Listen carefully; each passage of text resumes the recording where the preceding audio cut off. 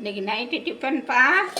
சுட சுட இட்லி, தோசை, இட்லி உப்புமா, மல்லி சட்னி, கார சட்னி, வெங்காயம் தக்காளி வதக்கி சட்னி. ரெசிபி வேணுன்னா நான் போடுறேன்ப்பா. நல்லா சூப்பராக இருக்கும். இந்த சட்னிக்கும் உப்புமாவுக்கு, தோசைக்கு, இட்லிக்கு அருமையாக இருக்கும். எல்லோரும் சாப்பிட வாங்க.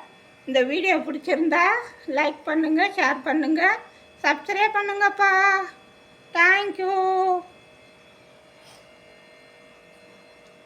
இட்லி நல்லா பஞ்சு மாதிரி இருக்குது பாருங்கள். இட்லி நல்லா பஞ்சு மாதிரி இருக்குது பாருங்கப்பா. சூப்பராக இருக்குது பாருங்கப்பா. இட்லியே அருமையாக இருக்குது. இட்லி எல்லோரும் சாப்பிட வாங்கப்பா. தேங்க்யூ.